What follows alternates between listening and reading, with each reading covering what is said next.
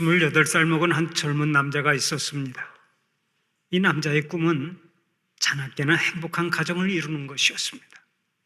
그런데 그의 소원대로 아주 아름다운 여인을 만나서 사랑을 키웠고 마침내 결혼에 골인했습니다.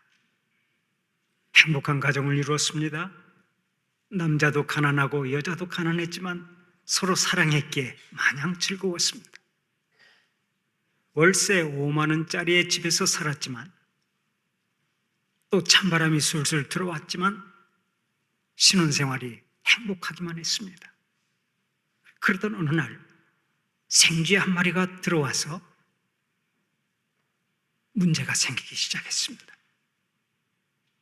자그마한 생쥐 한 마리가 이 신혼부부의 행복에 시샘이 났는지 안방으로 들어와 자꾸 방해를 하는 것입니다.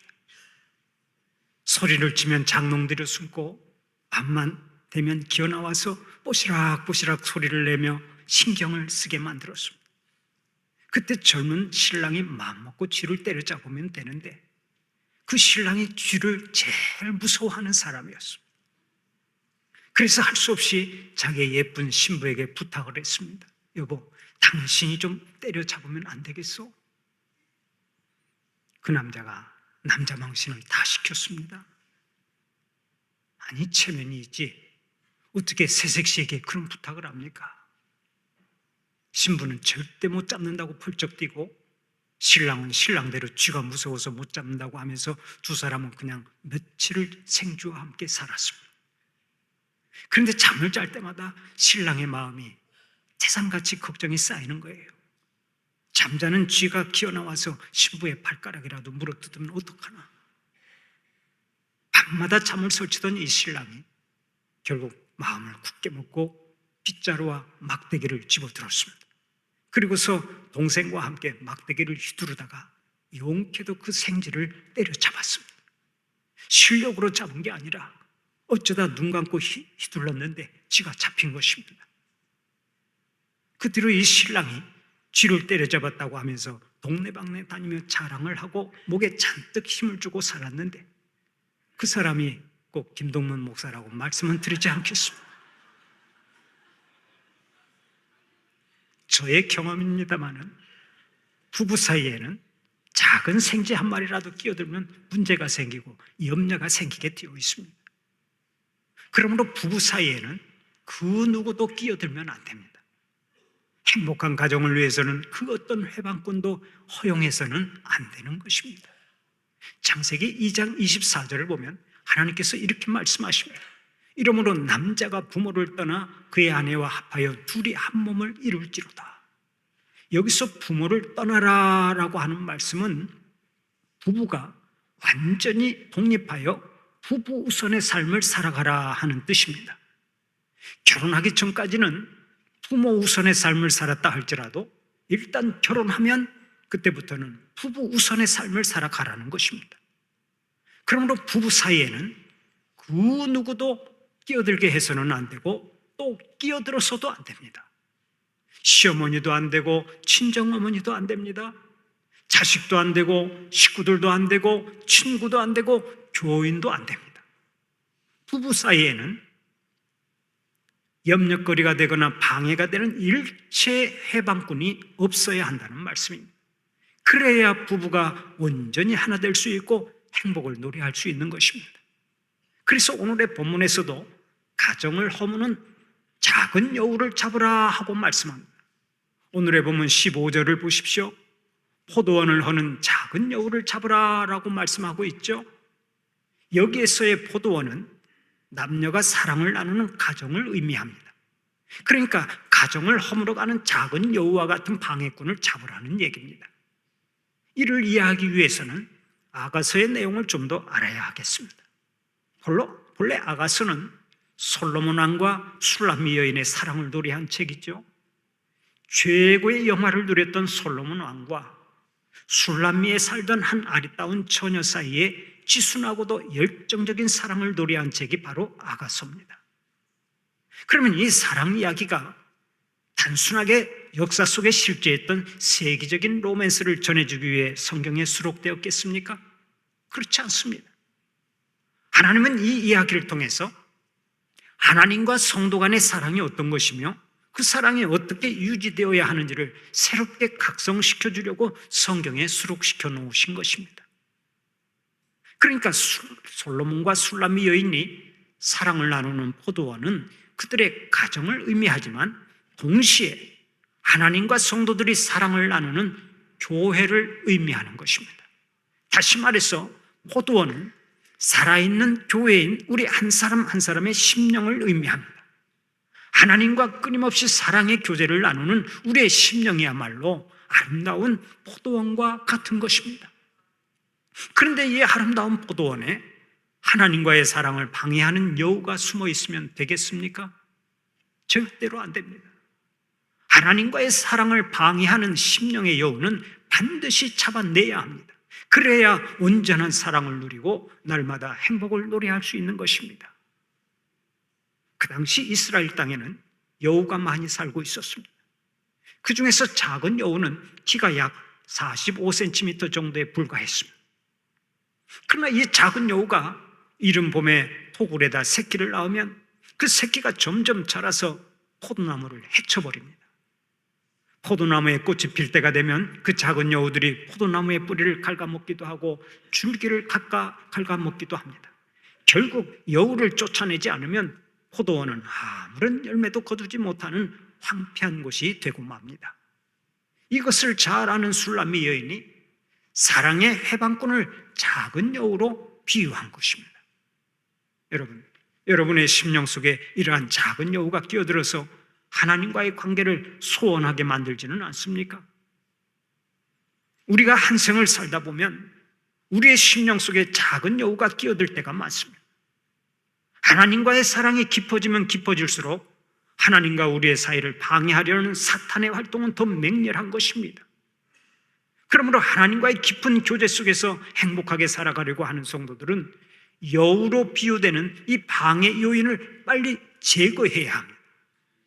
이기심의 여우, 게으름의 여우, 교만의 여우, 질투의 여우, 불화의 여우, 미움의 여우, 낙심의 여우, 걱정의 여우, 분노의 여우들을 즉각 몰아내야 한다는 말씀입니다. 지극히 하찮은 것 같지만 이런 회방꾼들을 그냥 놓아두면 우리는 실패하게 되는 것입니다. 그래서 데살로니가전서 5장 22절을 보면 악은 어떤 모양이라도 버리라 하고 말씀하고 있습니다. 어떤 것이 되었든 죄악의 요소는 다 버리고 오직 하나님의 자녀답게 살아가라는 말씀입니다. 사랑하는 우리 성도들은 심령 속에 들어오는 작은 여우들을 잡아내서 하나님께서 원하시는 대로 하나님과 지고지순한 사랑을 나누며 모든 일에 승리하는 하나님의 자녀들이 되시기를 축원합니다. 그러면 하나님과 아름다운 사랑의 교제를 나누고 범사에 승리하기 위해서는 우리의 심령 속에 들어오는 어떤 여우를 잡아야 하겠습니까? 먼저 자꾸 뒤돌아보는 여우를 잡아내야 합니다. 여우는 뒤를 잘 돌아봅니다. 앞만 보고 가면 좋으련만 자꾸 뒤를 돌아보는 습성이 있습니다. 바로 이것처럼 우리의 마음속에 악령의 여우가 들어오면 자꾸 뒤를 돌아보게 됩니다. 뒤를 돌아보되 안 좋은 추억만 돌아보게 만듭니다. 이 못된 여우를 잡아내야 한다는 것입니다. 우리가 한 생을 살아가면서 항상 좋은 일만 경험하는 것이 아니죠. 때로는 눈보라치는 밤길을 걷습니다. 가슴을 치며 통곡하는 시간을 맞이하기도 합니다. 사랑하는 사람의 배신의 치를 떨기도 합니다. 억울하게 누명을 쓰고 고통당할 때도 있습니다. 그러나 이런 안 좋은 추억들은 하루속히 잊어야 합니다. 왜 그렇습니까? 지나간 날의 아픈 상처는 현재의 삶을 더욱 아프게 만들기 때문에 그렇습니다.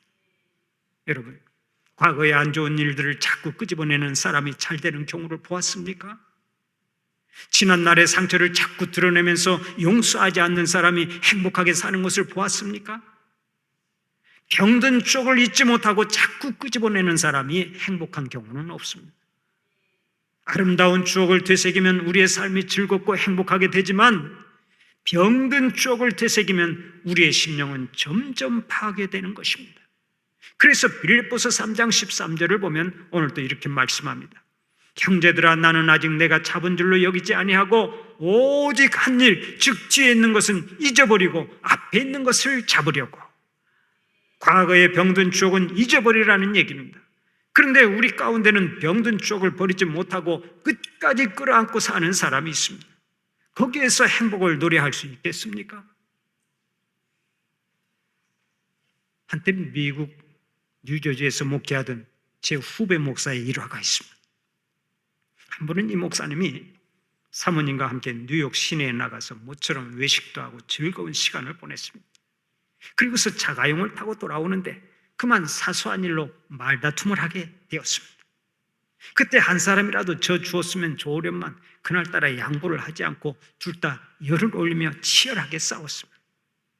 결국 감정이 폭발했고 화를 참지 못한 목사님은 길가에 차를 세우고서 사모님에게 소리쳤습니다. 당장 내려!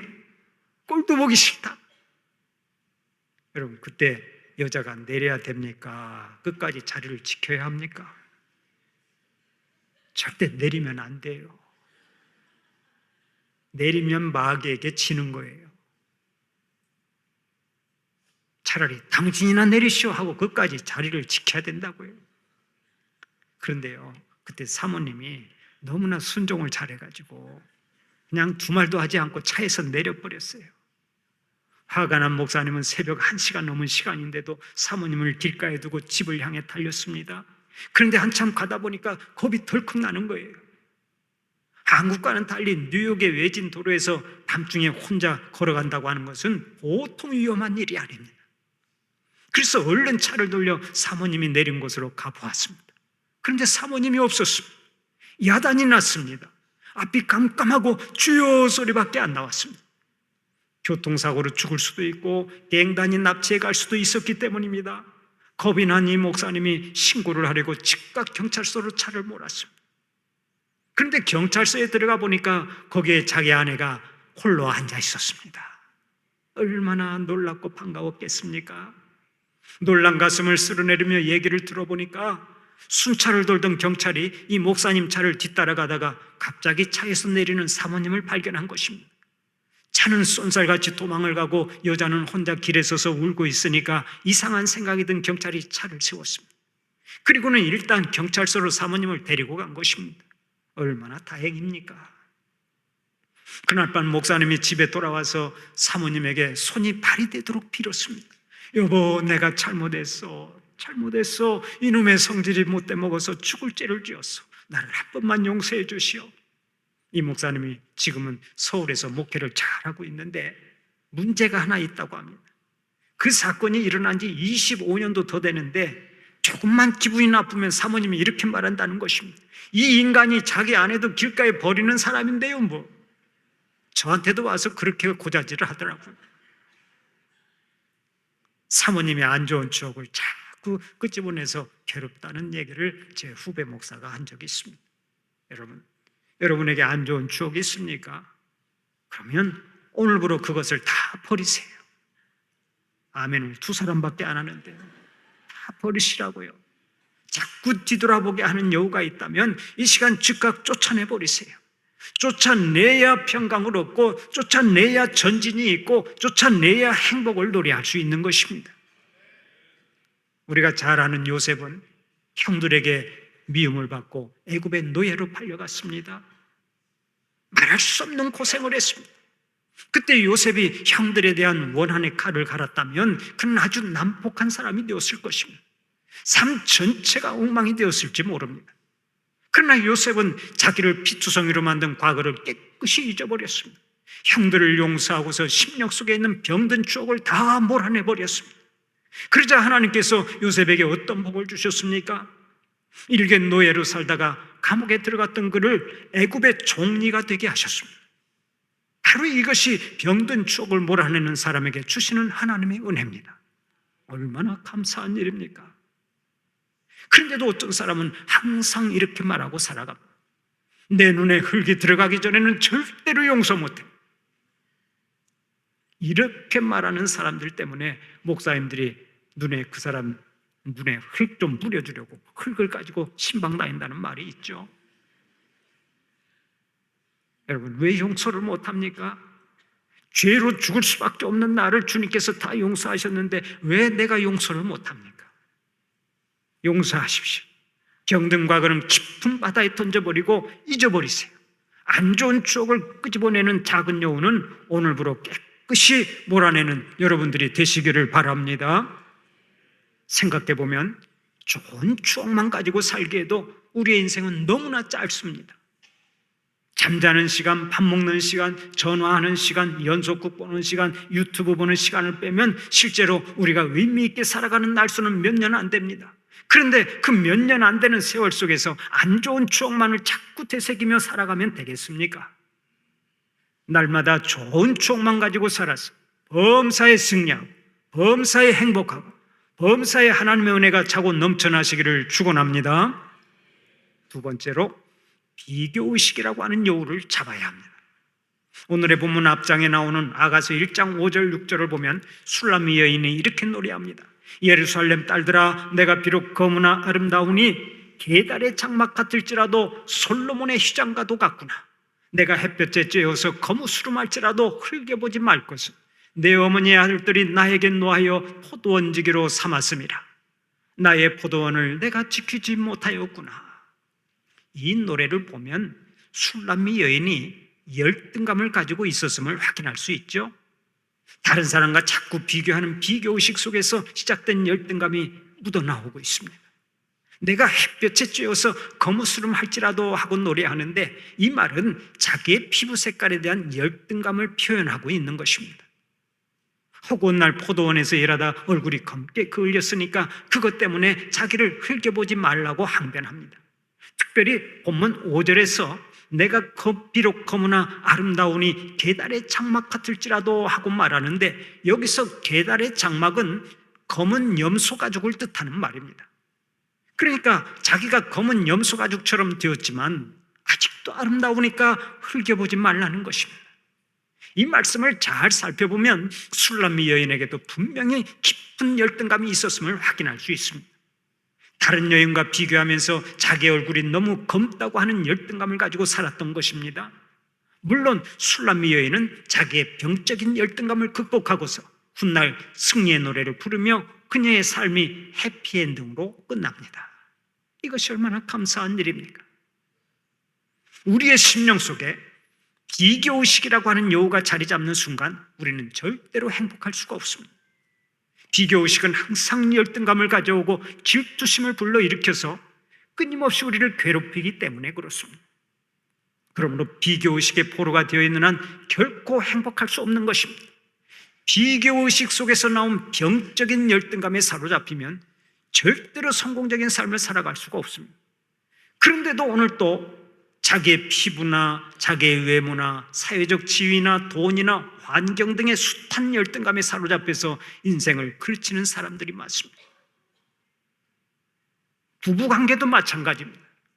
건강한 부부 생활을 위협하는 공적 1호가 바로 열등감이라고 말하지 않습니까? 불행하게 살아가는 사람들의 대다수가 아주 강한 열등감을 가지고 살아갑니다. 그래서 부부싸움을 한 뒤에 미안하다는 말을 한번 못하고 늘 불행하게 살아가는 것입니다. 문자 그대로 부부싸움이야말로 칼로 물베기고 또 부부싸움에 이긴다고 해서 트로피를 주는 것도 아니지 않습니까? 제 말이 맞으면 고개라도 한번 끄덕여 보세요. 여러분, 부부싸움에서 이긴다고 누가 트로피를 줍니까? 누가 훈장을 달아줍니까? 그야말로 부부싸움은 칼로 물베기인 것입니다. 아무것도 아닌 거예요. 그런데 부부싸움에서 끝까지 이기려고 하고 끝까지 미안하다는 말을 하지 못하고 살아가. 왜 그렇습니까? 깊이 들어가 보면 그것도 열등감이 자리 잡고 있기 때문에 그런 말을 못하는 거예요. 저는 오래전부터 대화를 하던 중에 제 아내가 빨리 미안하다고 말하세요 하고 말하면 단 1초도 생각하지 않고 이렇게 말합니다. 뭔지 모르지만 미안해요. 뭔지 모르지만 미안해요. 그러면 더 이상 부부싸움이 계속되지 않습니다. 제 후배 목사들이 이 이야기를 듣고 너무 좋다고 하면서 집에 가서 써먹었다고 합니다. 뭔지 모르지만 미안해요. 너무 좋은 말이잖아요. 그런데 어떤 후배는 싸움을 끝내려고 뭔지 모르지만 미안해요 하고 사과했더니 모르기는 뭘 모르냐고 하면서 싸움이 더 커졌다고 해서 한참이나 웃었습니다. 뭔지 모르지만 미안해요 하면 그거를 빨리 받아줘야지, 또 그걸 가지고 꼬투리 잡고 싸우면 안 되는 것입니다. 열등감은 누구에게나 있을 수 있습니다. 그러나 우리 안에 있는 병적인 열등감을 극복하지 않으면 실패하는 인생이 되는 것을 알아야 합니다. 창세기 4장을 보면 인류 최초의 살인 사건이 나옵니다. 형 가인이 동생 아벨을 돌로 쳐 죽인 사건이 그것입니다. 여러분, 어떻게 형이 동생을 살해할 수 있습니까? 그 근본 원인은 가인이 하나님께 대한 올바른 믿음을 갖지 못한 데 있습니다. 그러나 또 하나의 큰 원인이 있습니다. 그것이 바로 비교의식 속에서 시작된 열등감 때문입니다. 가인의 마음 밑바닥에는 항상 아벨과의 비교의식이 깔려 있어서 마음 편한 날이 없었습니다. 동생은 저렇게 잘 나가는데 왜 나는 이 모양일까? 동생의 제사는 하나님께서 받으시는데 왜 나의 제사는 하나님께서 받지 아니하실까? 이런 갈등을 정신의학에서는 가인 콤플렉스라고 하는데, 결국 가인은 비교의식 속에서 나오는 열등감과 질투심으로 인해 동생을 돌로 쳐 죽인 것입니다. 얼마나 불행한 일입니까? 이런 비교의 불행은 형제간에만 일어나는 것이 아니죠. 우리의 삶 속에서 끊임없이 일어나고 있습니다. 부부가 다른 부부와 자꾸 비교하면서 불행하게 사는 사람들이 얼마나 많습니까? 자기 부모와 친구 부모를 자꾸 비교하면서 불행하게 사는 사람들이 얼마나 많습니까? 직장 생활을 하면서도 다른 이들의 직장과 비교하며 만족을 얻지 못하는 사람들이 얼마나 많습니까? 교회 생활을 하면서도 다른 교회와 자꾸 비교하며 은혜를 온전히 누리지 못하는 사람들이 많습니다. 이런 것은 다 비교의식이 가져오는 불행입니다. 그러면 이런 비교의식은 누가 불어넣습니까? 바로 마귀가 불어넣습니다. 우리를 무너뜨리고 우리를 불행하게 만들고 실패하게 만드는 것을 목적으로 삼는 마귀가 비교의식을 집어넣습니다. 그러면 우리는 항상 이 비교의식을 경계하고 살아야 합니다. 영국의 작가요 신학자인 C.S. 루이스는 이렇게 말한 바 있습니다. 사탄이 마지막 때에 가장 교묘하게 사용하는 무기는 바로 비교의식이다. 그렇습니다. 사탄이 가장 즐겨 사용하는 무기가 바로 비교의식입니다. 그래서 조금만 경계를 풀면 우리 마음속에 비교의식이 자리를 잡는 거예요. 우리 속담에 남의 떡이 커 보인다라는 말이 있습니다마는, 자꾸 다른 사람들의 것이 좋게 보이고 커 보이면 벌써 사탄이 비교의식을 심어놓은 결과라고 할 수 있습니다. 그런데 다른 사람의 것이 좋아 보일 때 막상 가까이 다가가서 접해보면 어떻습니까? 좋아 보이는 것들도 별것이 아닙니다. 거기도 문제가 있고 거기도 불만이 있는 거예요. 저희가 신학교 다닐 때만 해도 대부분의 신학생들이 아주 궁색하게 살았습니다. 가난하게 살았어요. 기숙사에서 밥 한 끼를 300원 내고 사 먹다가 나중에는 400원 내고 사 먹었는데 그 돈이 없어서 금식 아닌 구음식을 하는 신학생들이 많이 있었습니다. 저도 책 살 돈이 없어서 한 4개월 동안 구음식을 해서 책을 몇 권 산 기억이 있습니다마는 그때는 참으로 궁색하게 살았습니다. 그래서 그랬는지 어쩌다가 교회 여전도의 회원들이 신학교에 와서 삼계탕이라도 끓여주면 야단이 났습니다. 그야말로 생일이 따로 없었습니다. 학교 식당에 쭉 앉아있으면 교회 여전도 회원들이 직접 삼계탕을 한 그릇씩 나눠 주었습니다.